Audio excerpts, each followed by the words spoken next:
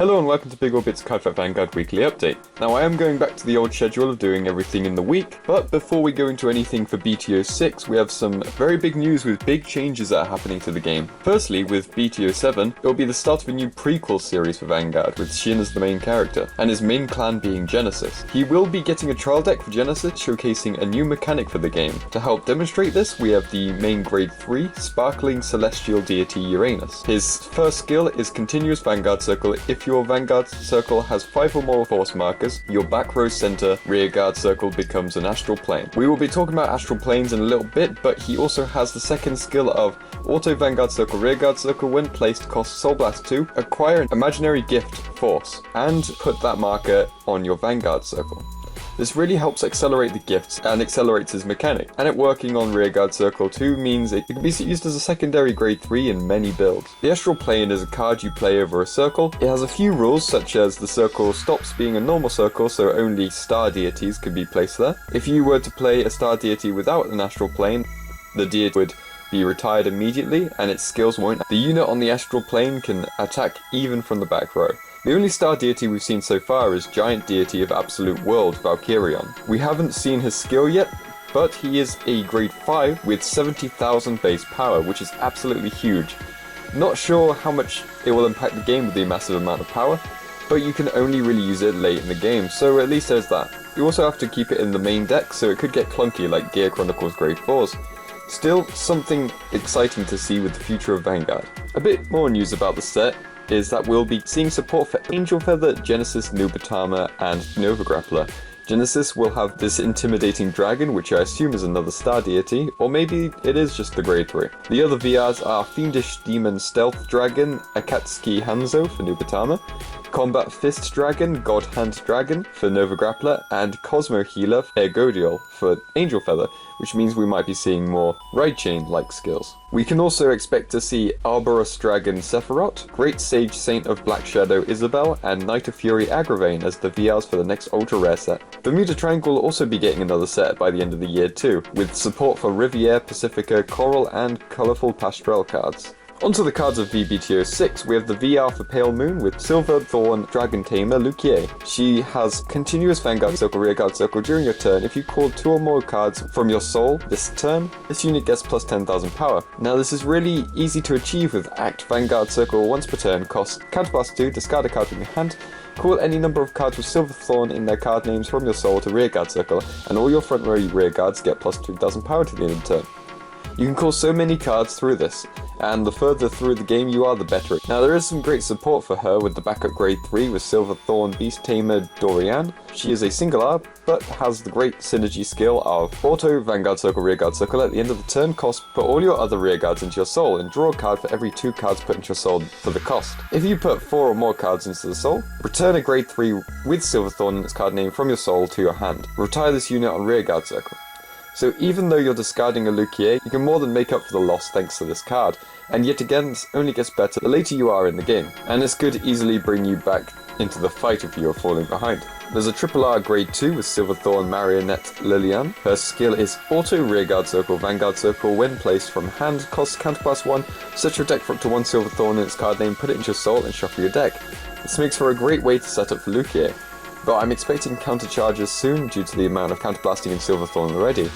She also has Auto Rearguard Circle when it attacks Vanguard. If your soul has 4 or more cards with Silverthorn in their different card names, this unit gets plus 10,000 power to the end of the battle. This seems pretty reliable, but you may use it the second time you use Luquier's skill because of the amount of soul that she's bringing out onto the field. But after that, you'll be perfectly fine for soul. Silverthorn Conjurer Romy is a Grade 1 with Act Rearguard Circle. Cost, rest this unit, put it into the soul, look at 3 cards from the top of your deck, put any number of Silverthorn cards from among them into the soul, and put the rest to the bottom of your deck in any order. This could possibly be huge, and in Premium, you will definitely be putting the 3 cards into your soul as you can make all 50 cards Silverthorn.